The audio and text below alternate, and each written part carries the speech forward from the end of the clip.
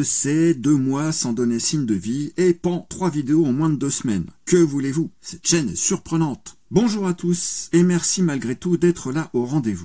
Imaginez-vous arriver dans une somptueuse villa dans les bois, surplombant un superbe lac au milieu de nulle part, invité pour une semaine de vacances de folie par un ami d'enfance que vous n'avez pas vu depuis des années. Vous avez un large choix d'activités à disposition, pêche, plage, ski nautique, kayak. Le pied, non. Bien que votre ami ne soit pas là pour vous accueillir sur place, vous retrouvez d'autres personnes et votre point commun à tous est bien votre pote Walter qui vous a invité. Certains ne le connaissent que depuis peu, d'autres quelques mois, mais vous êtes tous d'accord pour dire que ce cher Walter est atypique, légèrement dégondé, et même si ce n'est pas le couteau qui fait la lumière la plus aiguisée dans les tiroirs de tous les étages, vous êtes tous d'accord pour dire qu'il a été là pour vous, à un moment clé de votre existence, et cette invitation ne pouvait pas mieux tomber. Puis votre pote arrive, chargé comme un mulet, plein de victuailles. Clairement, cette première soirée s'annonce festive. Le climat est exceptionnel et ce barbecue autour de la piscine est la goutte sur le gâteau dans le vase qui fait déborder la cerise. Le panard, la vie est belle. Que demander de plus? Le moment présent étant tellement trop bien que vous ne pouvez pas vous empêcher de fuir la réalité pour jeter un œil à vos réseaux sociaux virtuels et vous attrapez machinalement votre mobile et là, ça fait pchit.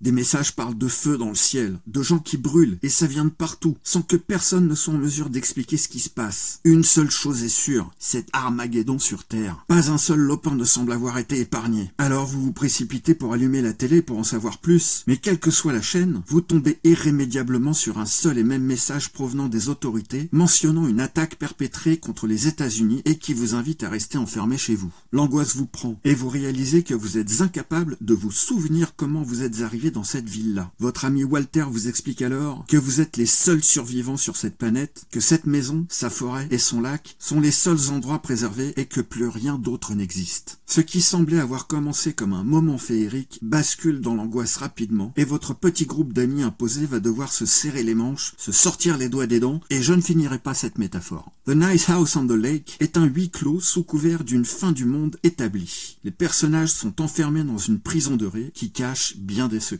Scénarisé par James Tynion IV et dessiné par Alvaro Martinez Bueno, The Nice House on the Lake sort entre 2021 et 2022 aux USA, puis sera publié chez Urban Indies en 2 beaux volumes cartonnés. Le premier faisant 184 pages pour 18 € et le deuxième 192 pages pour 21 €. C'est un récit angoissant sous fond d'horreur cosmique. Il est vendu comme une histoire complète, et en effet ça se tient, mais c'est également une ouverture sur un nouvel univers qui offre à l'auteur des possibilités infinies, un peu comme l'univers zombie qui a donné une multitude d'histoires différentes à travers le monde, et ce depuis plus d'un demi-siècle. À la fin, bien qu'il y ait un dénouement moins pire que beaucoup plus mal pour nos protagonistes, ils ne seront pas plus avancés sur la réalité de leur situation, et de ce fait, le lecteur non plus. Et même si j'ai adoré l'histoire, au final, on reste sur sa fin.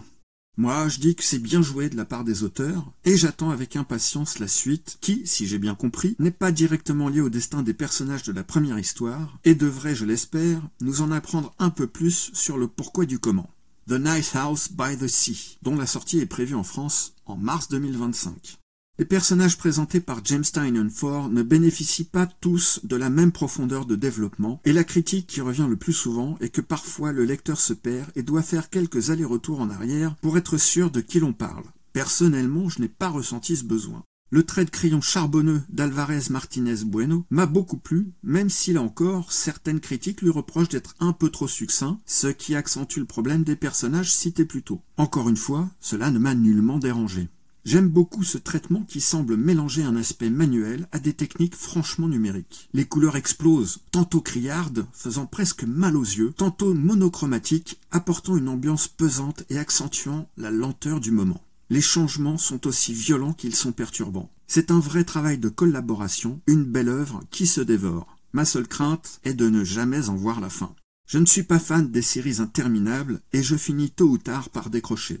Bon, je dis ça, mais je possède quand même l'intégralité des comics The Walking Dead de Robert Kirkman, car même s'il a tenu 193 numéros, il a su apporter une conclusion à sa série avant de commencer à tourner en rond. Je croise les doigts pour que James Tynion IV soit en mesure d'en faire autant et qu'il finira par nous apporter une conclusion.